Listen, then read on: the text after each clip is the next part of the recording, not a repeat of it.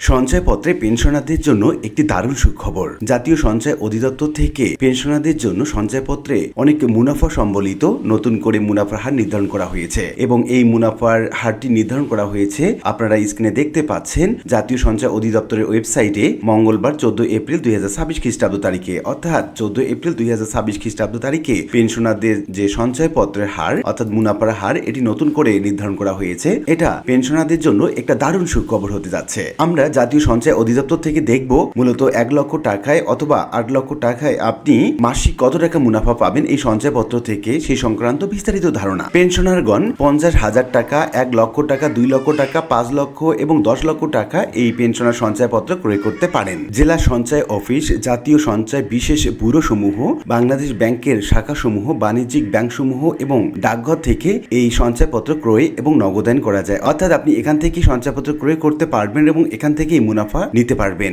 এবং এই পেনশনারদের সঞ্চয়পত্রের মেয়াদ সাধারণত 5 বছর হয়ে থাকে। আমরা এখন দেখব 1 লক্ষ টাকাতে আপনি কত টাকা মুনাফা পাবেন মাসিক এবং 8 লক্ষ টাকাতে আপনি কত টাকা পাবেন সেই সংক্রান্ত। আপনি যদি 7.5 লক্ষ টাকা পর্যন্ত রাখেন, অর্থাৎ 1 লক্ষ টাকা থেকে শুরু করে 7.5 লক্ষ টাকা যদি আপনি মুনাফা রাখেন, সেক্ষেত্রে আপনি প্রথম বছরে মুনাফা পাবেন 9.84%। এক্ষেত্রে 1 লক্ষ টাকাতে আপনি মুনাফা পাবেন 820 টাকা এবং দ্বিতীয় বছরে মুনাফা পাবেন 10.32%, মাসে পাবেন 860 টাকা। তৃতীয় বছরে মুনাফার হার 10.84, 1 লক্ষ টাকাতে আপনি মুনাফা পাবেন 903 টাকা। চতুর্থ বছরে আপনি মুনাফার হার পাবেন 11 টাকা 39 পয়সা এবং 1 লক্ষ টাকাতে আপনি মুনাফা পাবেন 949 টাকা 17 পয়সা। এরপর আমরা দেখে নিচ্ছি পঞ্চম বছরে আপনি 7.5 লক্ষ টাকার মধ্যে যদি আপনি টাকা জমা রাখেন, সেক্ষেত্রে আপনার মুনাফার হার হবে 11.98% এবং আপনি মাসিক 998 টাকা 99 পয়সা 33 পয়সা অর্থাৎ 33 পয়সা আপনি মুনাফা পাবেন। এরপর আমরা দেখে নিচ্ছি আপনি যদি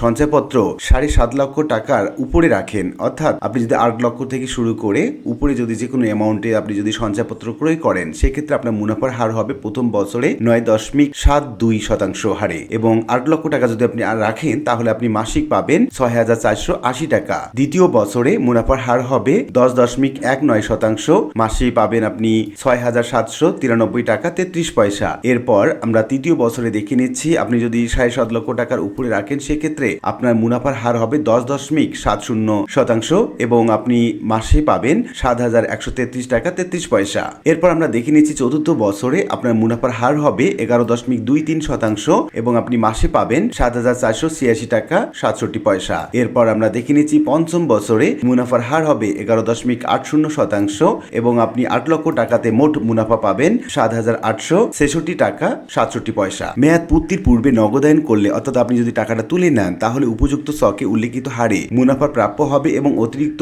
অর্থ পরিশোধিত হয়ে থাকলে তা মূল টাকা হতে কর্তন করে সমন্বয়পূর্বক অবশিষ্ট টাকা পরিশোধ করা হবে। পেনশনার সঞ্চয়পত্রে 5 লক্ষ টাকা পর্যন্ত সর্বমোট বিনিয়োগের ক্ষেত্রে মুনাফার উপর কোনো ধরনের উৎস কর কর্তন করা হয় না এবং 5 লক্ষ টাকার উপরে যদি আপনি বিনিয়োগ করেন, সেক্ষেত্রে আপনার মোট মুনাফার উপর 10% হারে উৎস কর বা কর্তন করা হয়। এখন আমরা জানবো কারা কারা মূলত এই সঞ্চয়পত্র ক্রয় করতে পারবেন। অবসরপ্রাপ্ত সরকারি, আধা সরকারি, স্বায়ত্তশাসিত, আধা স্বায়ত্তশাসিত প্রতিষ্ঠানের কর্মকর্তা কর্মচারী, সুপ্রিম কোর্টের অবসরপ্রাপ্ত মাননীয় বিচারপতি, সশস্ত্র বাহিনীর অবসরপ্রাপ্ত সদস্য এবং মৃত চাকরিজীবী, পারিবারিক পেনশনার, সুবিধাভোগী স্বামী বা স্ত্রী বা সন্তান, তারা মূলত এই সঞ্চয়পত্র ক্রয় করতে পারবেন। প্রাপ্ত আনুতোষিক বা ভবিষ্যৎ তহবিলের অর্থ চূড়ান্ত মিলিয়ে একক নামে সর্বোচ্চ 50 লক্ষ টাকা পর্যন্ত এই সঞ্চয়পত্র ক্রয় করা যায়। আর এই মুনাফা মূলত মাস ভিত্তিক দেয়া হয়ে থাকে এবং নমিনি নিয়োগ করা হয়ে থাকে। আপনি যদি অবর্তমান হন, সেক্ষেত্রে আপনার নমিনি পুরো টাকা বা আপনি যে পরিমাণ টাকা তার নামে পার্সেন্টেজ করে রাখবেন, সে পরিমাণ টাকা